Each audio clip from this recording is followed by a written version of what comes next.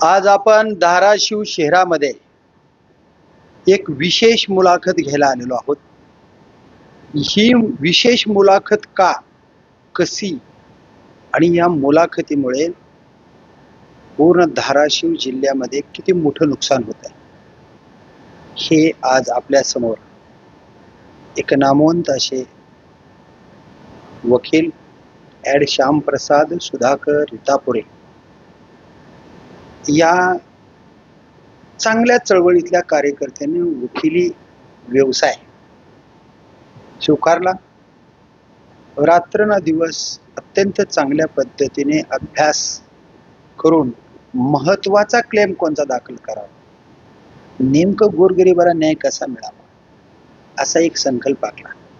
2008 ला रितापुरे साहेबांनी वकिली चालू केली आणि एक संकल्प केला की ॲक्सिडेंट मध्ये जे अपघाती मृत्यू पावलेले लोक आहेत या लोकांचा आधार बनायचं आणि आधार बनून या लोकांना आपल्या विषयामध्ये कसा न्याय देता येईल तेच तेवढं पाहायचं। फक्त ॲक्सिडेंट क्लेम दाखल करून त्या सर्वसामान्य माणसांना न्याय मिळवून देण्याचं काम रितापुरे साहेब करतात। मोठ्या लोकाला कोणीही आधार देईल पण संकटात असणाऱ्या माणसाला आधार देणारे फार कमी प्रमाणामध्ये वकील आहेत। वकील आता कुणाकडे झुकायलेले दिसतात तर मंत्री महोदयाकडे झुकायलेले दिसतात, हिरोईनीकडे झुकायलेले दिसतात। म्हणजे जिकडे जास्त पैसा आहे तिकडे वळण घेलेली वकील पाहतोत आपण। पण ह्यांची वकिली एक चांगल्या प्रकारची की धाराशिव जिल्ह्यातल्या केसेस धाराशिव जिल्ह्याच्या न्यायालयामध्ये दाखल व्हाव्या आणि नियमाप्रमाणे कायदा सुद्धा तसा आहे की ज्या जिल्ह्यामध्ये होत असणाऱ्या केसेस आहेत ते तालुक्यात असतील त्या ठिकाणी कोर्टामध्ये दाखल व्हाव्या, जिल्हा असेल जिल्ह्यामध्ये दाखल व्हाव्या। म्हणजे ज्या तालुक्यातलं कोर्ट आहे ज्या ठिकाणी हे अपघात घडले तिथं प्रथम दाखल झाली पाहिजे केस आणि नंतर मग जिल्हा कोर्टामध्ये आली पाहिजेत असा एक कायदा सांगतो। पण या ठिकाणी जिल्ह्यामध्ये धाराशिवमध्ये जे ॲक्सिडेंट घडलेले असतात ते ॲक्सिडेंटच्या केसेस कर्नाटकामध्ये दाखल होतात अशी एक विशेष माहिती रितापुरे साहेबांनी आणलेली आहे। ती का दाखल होतात, कशासाठी दाखल होतात आणि जिल्ह्यामध्ये न दाखल होता दुसऱ्या राज्यामध्ये का, काय कारण आहे त्याचं, हे सगळे कारण आपण रितापुरे साहेबांना विचारणार आहेत। रितापुरे साहेब आज आपल्या सोबत आहेत। सन्माननीय ॲडव्होकेट श्यामप्रसाद सुधाकर रितापुरे साहेब, नेमकं काय प्रकार आहे साहेब? आता सांगायचं म्हणजे आपल्या जिल्ह्यातून हा महामार्ग गेला सोलापूर धुळे हा महामार्ग माझ्या माहितीप्रमाणे 2012-13 साली झाला आणि हा महामार्ग झाल्यापासून आपण पाहतो की ह्या राष्ट्रीय महामार्गावर पहिलेही खूप अपघात होत होते, परंतु आता जे अपघाताचं लोन आहे ते पहिले कसं होतं की 1-2 ॲक्सिडेंटमध्ये मयत झाले किंवा जखमी झाले अशा न्यूज होत्या, परंतु आता वाहनाच्या राष्ट्रीय महामार्ग हा अतिशय वेगवान झाल्यामुळं हा 1-2 मयत झाले जखमी झाले हा आकडा विसरण्याची वेळ आलेली आहे आणि परिस्थिती अशी झालेली आहे की वाहनामधले 8-8, 10-10, 12-12, 20-20, 25-25 लोक मयत झालेले आपणच बातम्या केलेल्या असतील, आपल्याला बऱ्याच गोष्टी माहीत आहेत। तर साहेब सांगायचं म्हणजे काय आहे की ॲक्सिडेंटचं प्रमाण आणि ॲक्सिडेंटच्या तुलनेमध्ये मयत झालेल्या आणि जखमी झालेल्या लोकांचं अपघातामधील प्रमाण प्रचंड वाढलेलं आहे आणि विषय असा आहे की अपघाताच्या प्रकरणामध्ये ज्या वाहनाचा अपघात झालेला आहे त्या वाहन हे इन्शुरन्स कंपनीकडे त्या वाहनाचा इन्शुरन्स उतरलेला असतो आणि जे कुणी जखमी किंवा मयत आहेत त्यांचे वारसदार किंवा जखमी लोक यांना त्या इन्शुरन्स कंपनीकडून ज्या थर्ड पार्टी इन्शुरन्स असतो हा तर त्या वाहनाकडून नुकसान भरपाई पैशाच्या रूपामध्ये मिळत असते। आणि विषय असा आहे की म्हणजे ह्याच्यामध्ये कमी ना जास्त प्रमाणामध्ये पैसे हे मिळतच असतात, तर वकील ह्या केसमध्ये वकील एखादा हारला वगैरे हा विषय नसतो. त्याच्यामुळे विषय काय होतं की ह्या केस मिळवण्यापासून ते चालवण्यापर्यंत आणि निकाल येईपर्यंत प्रचंड मोठं कॉम्पिटिशन आहे. प्रचंड मोठं कॉम्पिटिशन आहे. आता हे वकिलांमध्ये आहे की बाबा पैसे तर मिळतात, म्हणजे वकिलामध्ये प्रचंड मोठ्या प्रमाणामध्ये कॉम्पिटिशन आहे. हा, जी जी जी जी जी हो, अगदी बरोबर, अगदी बरोबर. तर ती केस काय की ह्याच्यामध्ये फार तर आता तुम्ही इतर केस बघितल्या असतील, दिवाणी दावे बघितले असतील किंवा हाणामारीची प्रकरणं बघितली असतील. ह्याच्यामध्ये ह्याचा ट्रायलचा काळ जो आहे तो प्रचंड असतो. साक्षीदार मोठ्या प्रमाणामध्ये तपासावं लागत असतात आणि त्याच्यामध्ये प्रचंड वेळ लागतो. परंतु ह्या केसमध्ये ऍक्सिडेंट केस ह्या समरी ट्रायल असतात. समरी ट्रायल म्हणजे विषय कसा असतो, फार तर एक किंवा दोन साक्षीदार तपासतात आणि कोर्ट काय करतं की त्याच्यामध्ये चार्जशीट, ज्या आरोपीच्या विरोधामध्ये चार्जशीटची कॉपी आणि एकाला दुसरा साक्षीदार तपासून तो निकाली देतो. म्हणजे जवळपास वर्ष, सव्वा वर्ष, 1.5 वर्षाच्या आत बाहेर तो निकाल लागतो. आणि फार काही त्याच्यामध्ये वकिलांनी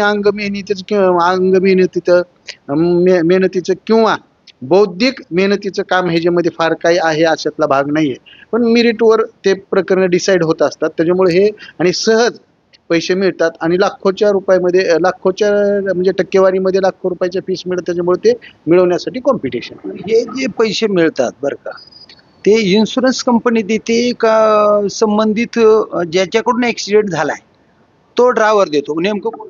आता ह्याच्यामध्ये जे ऑफेंडिंग व्हेकल आहे, ज्या वाहनानं थर्ड पार्टी इन्शुरन्सचा प्रकार आहे हा, ज्या वाहनाने उडवलेला आहे त्या वाहनाची इन्शुरन्स कंपनी हे पेमेंट करत असतं. त्याच्यामध्ये आणि समजा गाडीचा इन्शुरन्स नसेल तर? हा, इन्शुरन्स जर नसेल तर त्याच्यामध्ये आता नंबर ऑफ प्रोव्हिजन आलेले आहेत. तुम्ही मालकाच्या अगेन्स्ट सुद्धा फाईल करू शकतात किंवा त्या मालकाची, जर त्या मालकाची प्रॉपर्टी सीज करून किंवा ऑप्शनमध्ये काढून ते व्हेकल ऑप्शनमध्ये काढून त्याचं पेमेंट कोर्ट करतं. पण ती प्रोसिजर ही खूप लेंदी आहे आणि खूप टाइम लागतो. किंवा आता त्याच्यामध्ये नवीन एक प्रोव्हिजन आली, जर ज्या ऑफेंडिंग व्हेकलचा इन्शुरन्स नाही त्या वाहनाच्या अगेन्स्ट आणि आपण स्टेटच्या अगेन्स्ट जरी क्लेम फाईल केला तरी स्टेट सुद्धा त्या मालकाच्या वतीने एक लिमिटेड त्याला स्कोप आहे, परंतु त्याच्यामध्ये सुद्धा स्टेटच्या अगेन्स्ट सुद्धा कलेक्टर ऑफिसला आपण पार्टी करून त्याच्याकडून क्लेम मिळू शकतो आपण. अजून एक असा नियम आलेला कळतोय की समजा एखादी व्यक्ती गाडी चालवत आहे पण ते त्याच्या नावावर गाडी नाही, इतराच्या नावावर गाडी आहे. समजा त्याच्याकडून जर ऍक्सिडेंट झाला गेला तर मालकावर गुन्हा नोंद करून त्याच्याकडे काय वसुली करावी असं काय? नाही, आता कसं आहे की ह्याच्यामध्ये दोन प्रकारचे केस आहेत. जो वाहनाचा जो ड्रायव्हर आहे त्यानं जर ऍक्सिडेंट केला तर त्याच्या विरोधामध्ये फौजदारी गुन्हा होतो आणि नुकसान भरपाईचा दावा त्याच ऍक्सिडेंटमध्ये जे कोणी जखमी किंवा मयत झालेले आहे त्या लोकांनी फाईल केलेला तो दिवाणी दावा असतो, म्हणजे दिवाणी टाईपचा असतो.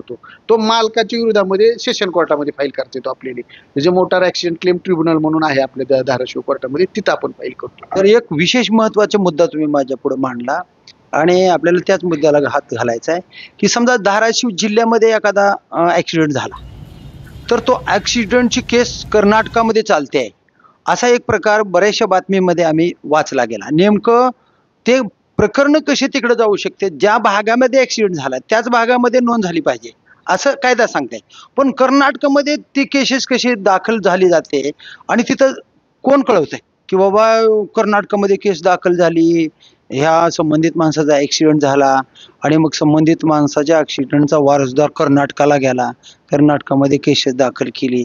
मग हे मध्य प्रक्रिया कर्नाटकामध्ये केस दाखल करण्यासाठी उस्मानाबाद मधले किंवा धाराशिव जिल्ह्यामधले काही दलाल काम करतात का, काय नेमकं? ह्या मुलाखतीमधला खूप महत्वाचा तुम्ही म्हणजे ह्या मुलाखतीचा गाभाचा आहे हा प्रश्न.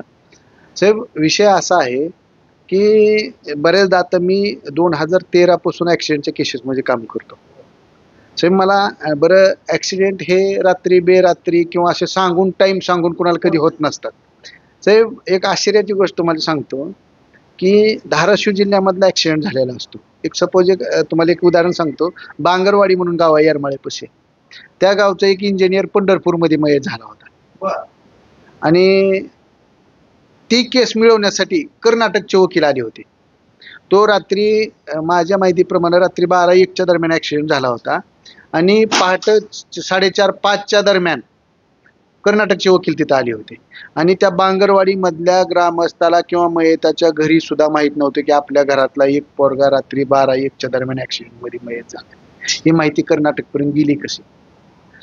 तर विषय असा आहे साहेब की अपघात झाल्यानंतर की प्रथम म्हणजे तपास यंत्रणा तिथं पोहोचत असते, पोलीस यंत्रणा तिथं जाते. आता साहेब सांगायचं म्हणजे पोलीस स्टेशनच्या हद्दीत किंवा पोलीस स्टेशन मधीलच काही लोक हे कर्नाटकच्या वकिलांचे ऍज अ दलाल म्हणून काम करत आहेत आणि ऍक्सिडेंट झाला इतकी जरी माहिती ते पोलिसांना जर मिळाली, पोलिस जातात, कुठला मयत आहे काय पाहतात, त्याची प्राथमिक माहिती सर्व गोळा करतात पोलिस आणि त्यांचं जे मधलं कुणी नेटवर्क असतं कर्नाटकपर्यंत पोहोचायचं तर कर्नाटकच्या वकिलापर्यंत ते पोहोचतं. आता महाराष्ट्रातली केस धाराशिव जिल्ह्यातली केस कर्नाटकपर्यंत जाण्यासाठी मध्यंतरी देण्या घेण्याचा हा व्यवहार होतच असतो काय. आणि त्याचं लोन दुर्दैवानं तुम्हाला सांगावं असं वाटतं की हे जर लोन सांगली, सातारा, कोल्हापूर, सोलापूर आणि धाराशिव पर्यंत आलेलं आहे. साहेब आता गेल्या वर्षीचं तुम्हाला मी सांगतो, गेल्या वर्षी धाराशिवच्या कोर्टामध्ये जून-जुलैमध्ये 350-400 केस फाईल झाल्या होत्या.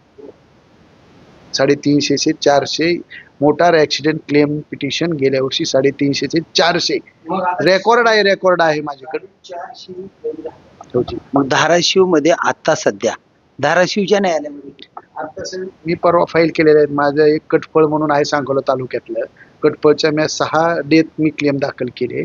तर माझ्या क्लेमला हार्डली 153च्या पुढे माझे नंबर पडलेले आहेत. म्हणजे हार्डली कसं बी जरी ही केली मोजमाप केली 170च्या पुढे आता धाराशिव कोर्ट 450 केस नोंद आहेत म्हणजे घटना घडल्यात आणि 100 किती 71 म्हणलं का 170 पर्यंतच फक्त नोंद आहेत.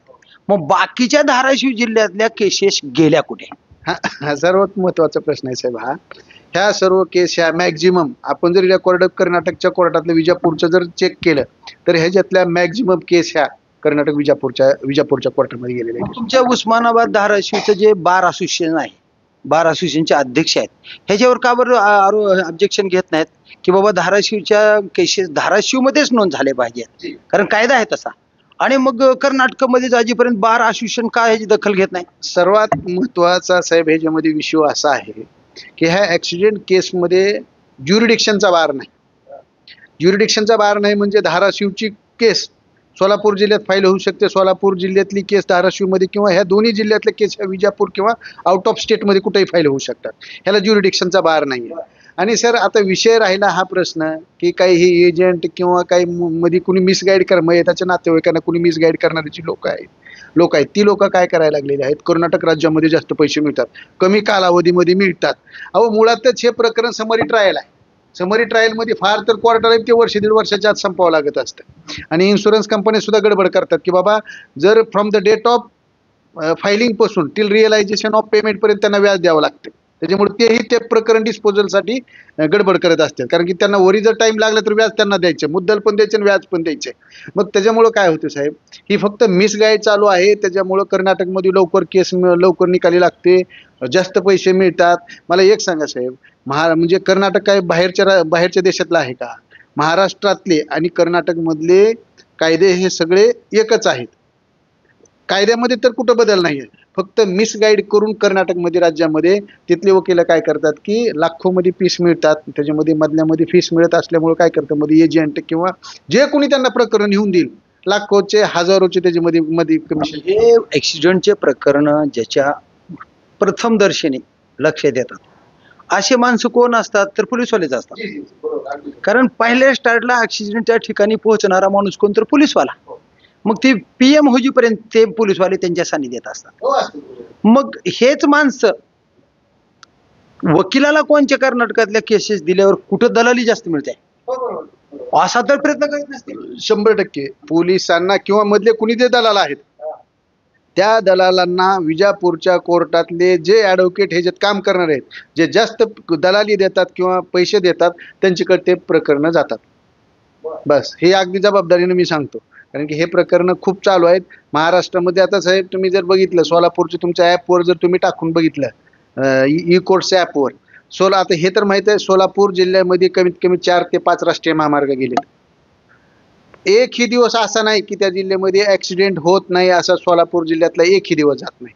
सोलापूर जिल्ह्यामध्ये वर्षाला माझ्या माहितीप्रमाणे तुम्ही जर सरासरी काढून बघितली 2000पेक्षा जास्त ऍक्सिडेंट होतात. आणि तुम्ही आता मी जबाबदारीने सांगतो, तुम्ही तुमचा मोबाईल उघडा आणि त्याच्यावर ई कोर्ट्स ॲपवर बघा, तिथली फायलिंग किती आहे. तुम्हाला 100 प्रकरणाच्या वर एकही प्रकरण सोलापूर जिल्हा कोर्टामध्ये तुम्हाला MSCPचं फाईल झालेलं दिसणार नाही. ते प्रकरण सर्व जातात विजापूरला.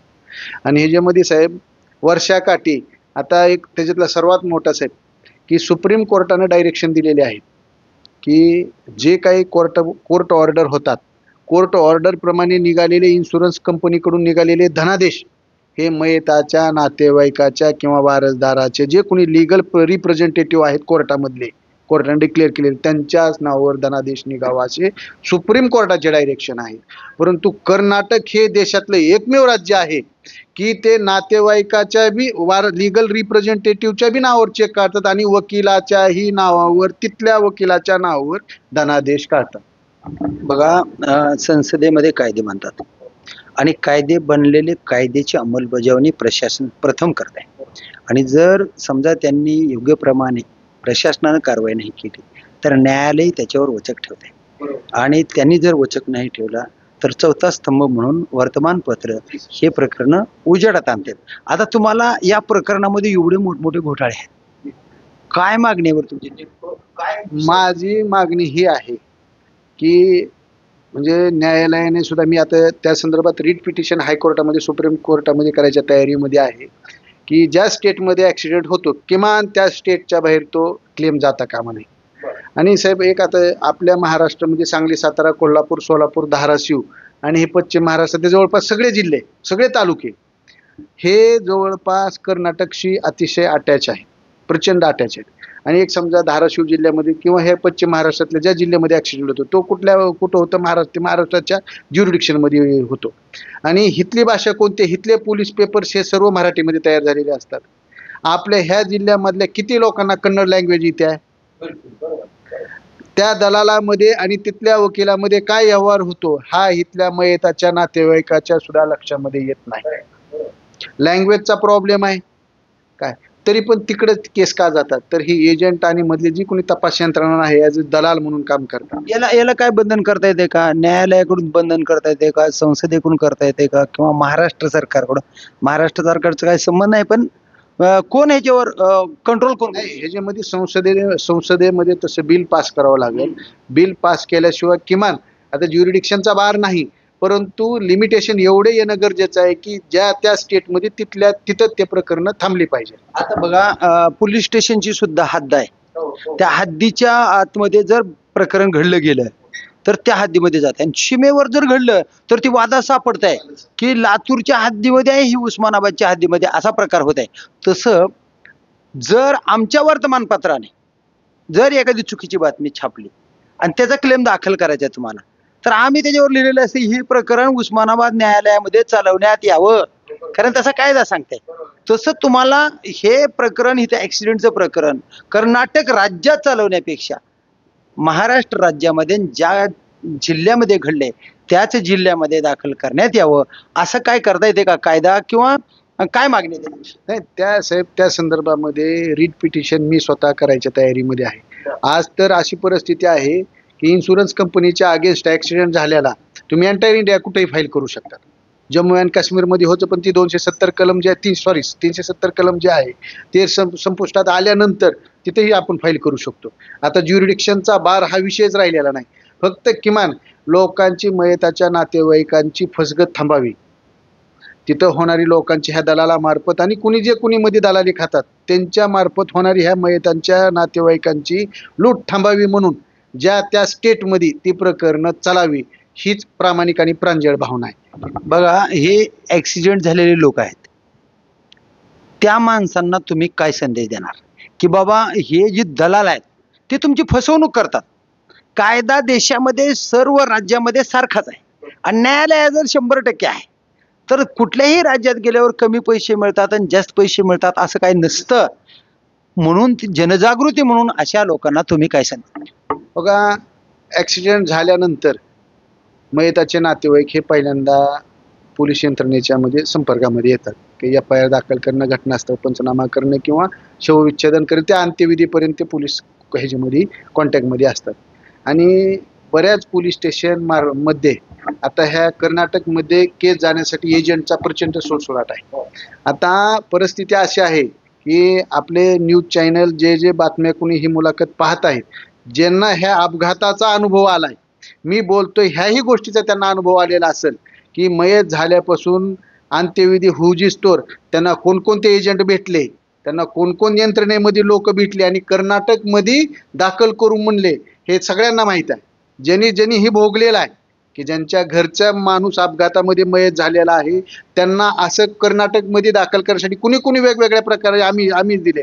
साहेब, तुम्हाला अगदी जबाबदारीनं सांगतो, महाराष्ट्रामधल्या केस कर्नाटकमध्ये दाखल करण्यासाठी मयताच्या नातेवाईकांना 1-2 लाख रुपये इन ॲडव्हान्स दिले जातात.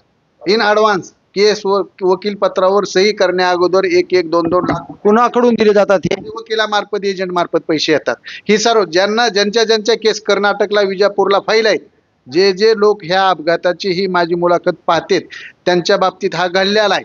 फक्त तुम्ही तुमच्या मनाला विचारा की रीतापुरी वकिलांनी सांगितलेलं सत्य आहे का असत्य आहे काय, की त्यांना पैसे मिळतात, त्यांना पैसे मिळवून त्यांना ॲडव्हान्स पेमेंट करून त्या केस तिकडे घेतल्या जातात. तर मग ऍक्सिडेंट झालेल्या लोकांनी बरं का, मग नेमकं कोणता निर्णय घ्यावा? आपल्या उस्मानाबाद, धाराशिव जिल्ह्यामध्ये जर ऍक्सिडेंट झाला तर त्यांनी नेमकं काय करावं? आणि त्याला कसं असतंय, ते संकटात माणसं असतात आणि घाबरलेले असतात. तात्काळ कुठेतरी आपण दाखल करावं आणि आपले 4 पैसे त्या लेकरा बाळाला मिळावे अशी एक भावना असते. मग अशा लोकांना, घाबरलेल्या लोकांना तुम्ही काय सांगता? नाही, माझा तोच मी तेच सांगतो आपल्याला साहेब, की असं जर कुणी आम्ही दाखवायला लागलं की कर्नाटकमध्ये दाखल करू, ते तुम्हाला ॲडव्हान्स पेमेंट करायला लागले, म्हणजे तेव्हा समजून जायचं की तुम्ही कुठंतरी धोक्याच्या दिशेने वाटचाल करायला लागला. बरं, मला एक सांगा, कोर्टामध्ये ॲडव्हान्स प्रकरण दाखल करण्यासाठी जर तुम्हाला कोणी ॲडव्हान्स पेमेंट करत असेल, तुम्हाला ॲडव्हान्स पेमेंट केलं म्हणजे तो त्याचा खिसा रिकामा करायला लागलाय. खिसा रिकामा करायला लागलाय म्हणजे ती भरण्यासाठी बी पुन्हा तुमच्याकडूनच घेणार आहे. ही साधी गोष्ट आहे. जर तुम्हाला कुणी असं आमिष दाखवत असेल, फसवत असेल, का तुमची आमिष दाखवून जर तुमच्याकडून केस जर कुणी घेऊन जात असेल, तर तुमची 100% उद्या भविष्यामध्ये फसगत आहे, हे तुम्ही लक्षातच ठेवायचं. आणि त्यावेळेस की बाबा आपण सावध राहायचं. आपली केस ही आपल्या भागामध्येच चाललेली चांगली असते. काही जर कमी जास्त जरी झालं तर किमान त्या विधिज्ञाकडे तरी तुम्हाला जाता येईल, किंवा मध्यस्थामार्फत कुणामार्फत तरी त्या वकिलांना जाब तरी विचारतील. कर्नाटक, विजापूरमध्ये जाऊन तुम्ही कुणाकडे जाणार आहे? आता एक फार महत्वाचा प्रश्न मला तुमच्या बोलण्यातून जाणवला. समजा त्या माणसाला दलालाच्या माध्यमातून केस आमच्याकडे द्या म्हणून तात्काळ 2-1 लाख रुपये मिळतात. ती भाकरीला मोतात असतात किंवा अडचणीत असतात. चला आलेत पैसे, मग ही पैसे आले तर चला यांच्याकडेच केस देऊ, अशा भावना बदलण्याचं काम व्हायलेलं आहे वास्तववादी. आणि समजा तुमच्याकडे जर तशी ऑफर आली की नाही, एक तुम्हाला सांगतो साहेब, की कर्नाटकमध्ये आता 2 लाख रुपये, 1 लाख रुपये तिथल्या विधिज्ञानं जर दिली तर ती बिगर व्याजी तुम्हाला तो बोलताना बिगर व्याजी वगैरे बोलत असतो. परंतु ते काय करते, जी काय कोर्टातून कॉम्पेन्सेशन मंजूर होतं त्याचे चेक स्वतःच्या नावावर काढतात आणि तीच ठरवते तुम्हाला किती पैसे द्यायचे. तुम्हाला 2 लाख रुपये जर त्यांनी आज दिलेले असेल तर त्या 2 लाखाच्या मोबदल्यामध्ये वर्षामध्ये किमान त्या 2 लाखाच्या मोबदल्यामध्ये 5 लाख रुपये घेऊन पुन्हा वरील ठरलेली टक्केवारी घेतो. म्हणजे प्रचंड लूट होते आणि पिळवणूक होते. म्हणजे मेलेल्या माणसांच्या टाळूवरचं लोणी खाण्याचं प्रक्रिया चालू आहे. तुम्हाला साहेब सांगायचं म्हणजे ह्या मयताच्या टाळूवरचं लोणी खाणाऱ्याची एक मोठी टोळी तयार झालेली आहे. आणि ही टोळी आहे का धाराशिव? सगळीकडेच आहे. मी तुम्हाला जे कोणी आता पाहत असतील किंवा जी यंत्रणा पाहत असेल, मी काही दिवसांनी मी ह्या मुलाखतीचा उद्देशच हा आहे की ही दलालखोर कोण जे आहेत त्यांनी वेळी सावध व्हावं आणि त्यांची सांगली, सातारा, कोल्हापूर, सोलापूर, धाराशिव ह्या जिल्ह्यातल्या सर्व दलालांची, सर्व पोलीस यंत्रणेमधल्या सर्वांची लिस्ट माझ्याकडे तयार आहे. मी गृह मंत्रालयापर्यंत ह्या सर्व गोष्टी कळवणार आणि त्यांची नावं पुढल्या मुलाखतीमध्ये मी प्रेस कॉन्फरन्स घेऊन मी एक्सपोज करणार आहे. आणि तुम्हाला अगदी खात्रीनं सांगतो साहेब, ह्या पश्चिम महाराष्ट्र आणि धाराशिव जिल्हा हे सर्व तालुके जिल्हे जर कन्सिडर केले तर कर्नाटक राज्यामधून महाराष्ट्रामधल्या मयत झालेल्या लोकांची जबाबदारीपूर्वक सांगतो, किमान 1 वर्षाकाशी 1000 कोटी रुपयाची फसवणूक आहे. हा सर्वात मोठा फ्रॉड आहे. हा जर बाहेर पडला तर ह्याच्यामध्ये बरेच पोलिस सुद्धा घरी गेलेले आहेत. माहीत आहे सगळ्याला कोणी काय झालंय, सगळ्या गोष्टी माहीत आहेत. फक्त बोलणार कोण, बोलायला कुणी ह्या गोष्टीवर तयार नाही. ह्याच्या मागं मोठा स्कॅम चालू आहे. मोठं स्कॅन्डल आहे ह्याच्या मागं, प्रचंड आहे, मोठी एक टीमच आहे. आता याच्यावर कंट्रोल करण्यासाठी तुम्ही कुणाला साथ घालणार आहेत आणि कुणाच्या माध्यमातून ही कंट्रोलिंग व्हावी, आणि जर नाही झाले तर तुम्ही काय करणार? साहेब, एक तुम्हाला मी सांगतो, पैसा म्हणजे तोंडाला लागलेलं रक्त आहे. अहो, आणि तास 2 तास जर त्या मयताच्या नातेवाईकांना कन्व्हिन्स करून ती केस कर्नाटकमध्ये देऊन जर 1,00,000-2 लाख रुपये जर मिळत असतील, तर कुणीही स्वतःहून कुणी बंद करायला तयार नाही.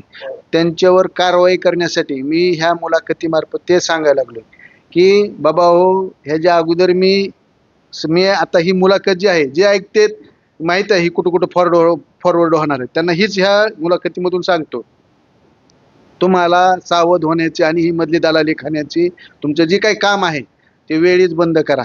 तुमची लिस्ट माझ्याकडे तयार आहे, यंत्रणेमधली माणसं आहेत, दलालांची लिस्ट माझ्या तयार आहेत, ते कुठल्या बाकीच्या ड्युटीला आहेत ह्याचे सगळे रेकॉर्ड माझ्याकडे आहे. पण या मुलाखतीमार्फत एक लास्ट संधी आहे की बाबा ही मृताच्या नातेवाईकांची घरं उभी करायचं सोडून त्यांची घरं तुम्ही संपवू नका.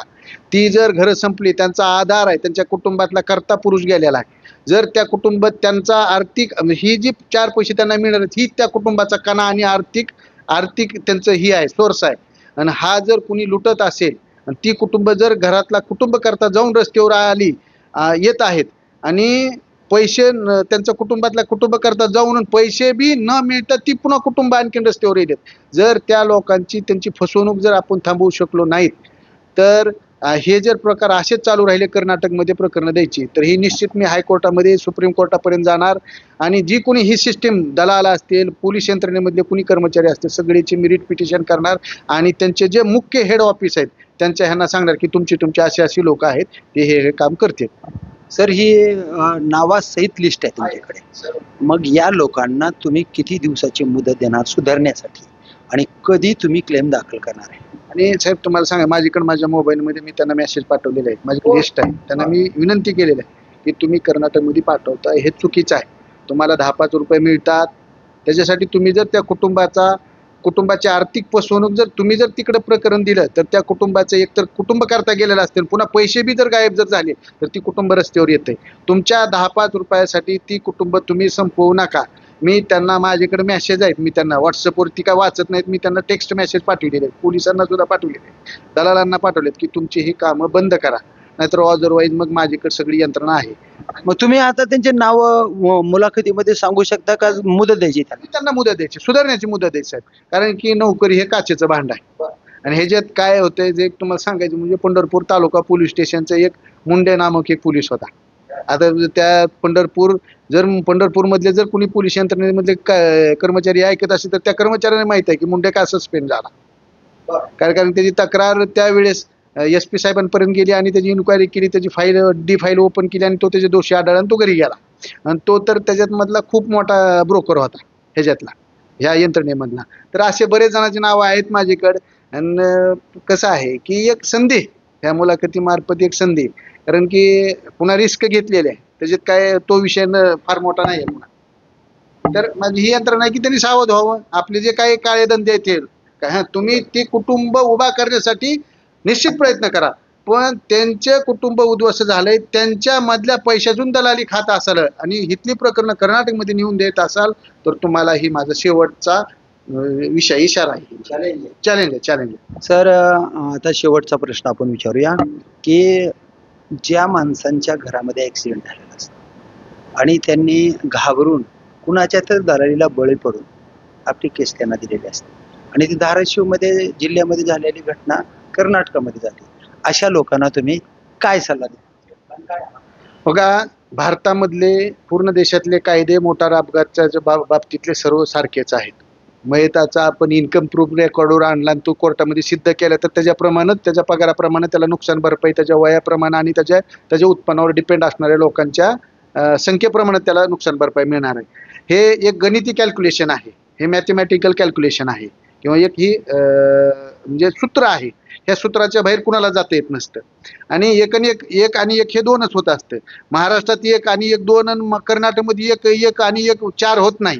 सगळीकडे कॅल्क्युलेशन हे सारखंच आहे. फक्त हेच माझं सांगणं आहे की कर्नाटकमध्ये दाखल करू तिथं जास्त पैसे मिळतात, लवकर डिस्पोज होतंय प्रकरण, असं जर कुणी म्हणत असेल तर तुम्ही सावध होण्याची वेळ आहे. तुमची कोणतरी दिशाभूल करते, कोणतरी फसवणूक करते आणि उद्या कोर्ट ऑर्डर प्रमाणे मिळणाऱ्या पैशामध्ये कोणतरी त्याच्यामधल्या पैशाची लूट करते. ह्याच्यासाठी तुम्ही सावध व्हा. त्यामुळे त्याच्या नातेवाईकांना की सारासार विचार करा. मी तर महाराष्ट्र धाराशिव मधले वकील सुद्धा आहेत. साहेब खूप मोठा प्रश्न विचारला. आता ही वकिलांनाच माहिती आहे कोण कोण कर्नाटकमध्ये, मला नाव कोणाची घ्यायची नाहीत. माझी जर कोणी आमची विधीज्ञ मुलाखत ऐकल्या त्यांच्याकडे मी माहिती आहे की कोण कोण कर्नाटकमध्ये जाऊन करतात. आहेत साहेब, सगळीकडेच आहेत. हे लोन खूप मोठ्या प्रमाणामध्ये पसरलंय आणि मी तुम्हाला अभिमानानं सांगतो की मला कर्नाटकमधल्या खूप मोठ्या, मी हे काम करणारे म्हणून कर्नाटकमधून प्रचंड मोठ्या मला ऑफर आल्या, धमक्या आल्या, पण माझ्याकडे बघितल्यावर धमकीला आणि ऑफरला भीक घालणारा मी नाही काय. त्याच्यामुळं मी माझ्या वकिली इथं मला महाराष्ट्रातच वकिली करायची, हितल्या लोकांना हितल्याच कायद्याप्रमाणे योग्य न्याय द्यायचा आणि त्यांना आर्थिक सक्षम करायचं, उद्ध्वस्त झालेल्या कुटुंबांना उभं करायचं, हे माझं प्राधान्य आहे. तर हे आहेत श्यामप्रसाद सुधाकर रितापुरे, हे वकील आहेत. अत्यंत तळमळ त्यांच्या मनातून पाहायला मिळाली. जिल्ह्यातून होणाऱ्या दलाल्या, वकिलाच्या माध्यमातून होत असणारी दलाली, पोलीस खात्याच्या माध्यमातून होत असलेली दलाली आणि जिल्ह्यात झालेले ॲक्सिडेंट हे कर्नाटकामध्ये जात आहेत, त्याची दलाली, मड्याच्या टाळूवरचं लोणी खाण्याची पद्धत बंद व्हावी यासाठी मी सातत्यानं लढत राहणार आहे. गोरगरिबाला न्याय देण्याचं काम मी करणार आहे, अशी भूमिका मांडलेली रितापुरे साहेब. ते म्हणतात या दलालांनी वेळीच सावध व्हावं. जर नाही झाले तर येणाऱ्या काळामध्ये मी निश्चित न्याय मागण्यासाठी वरिष्ठ कोर्टामध्ये या विषयासाठी दाद मागणार आहे. नावा निश्चित माझ्याकडे एक यादीच आहे नावाची. मग त्याच्यात पोलीसचे नाव असतील, त्याच्यात वकिलाचे नाव असतील, त्याच्यात दलाल करणारे माणसांची नाव असतील. हे सगळं भांड मी फोडल्याशिवाय थांबणार नाही, कारण सर्वसामान्य माणसासाठीच मी काम करणार आहे, करत राहणार आहे. याला कोणाच्याही धमकीला मी भीक घालणार नाही. बराचसा मला दबाव येतोय, कर्नाटकातून येतो, धाराशिव जिल्ह्यामधून येतो, पोलीस खात्यातून येतो. यासाठी मी सर्व मेसेज सुद्धा त्यांना केले, तुम्ही सुधरा. वेळेवर जर नाही सुधरात तर तुम्हाला योग्य ठिकाणी योग्य वेळी निश्चित शिक्षा करण्यासारखा एक प्रकार मी केल्याशिवाय राहणार नाही. यासाठी तुम्ही थांबावं, इथं सुधरावं, अशी त्यांची एक कळकळीची विनंती आहे. तर ते माणसं सुधरतील का? हे कर्नाटक केस जाणारे आणि दलाली खाणारे लोक याच ठिकाणी थांबतील का? हा पूर्ण विचार येणाऱ्या काळामध्ये आपल्याला पाहायचा आहे. तर बघूया येणाऱ्या काळामध्ये हे दलाली करणारे पोलीस, वकील आणि मधले कोण दलालखोर आहेत हे थांबतील का, हे पाहूया येणाऱ्या काळातच. मी खडतर प्रवास यूट्यूब चॅनल संपादक प्रभाकर लोंढे या चॅनलला सबस्क्राईब करा, शेअर करा, लाईक करा, बेल आयकॉनचं बटन दाबा आणि असेच वेगवेगळे व्हिडिओ पाहण्यासाठी या व्हिडिओला लवकरात लवकर सबस्क्राईब करा. धन्यवाद धाराशिवकर, धन्यवाद उस्मानाबादकर.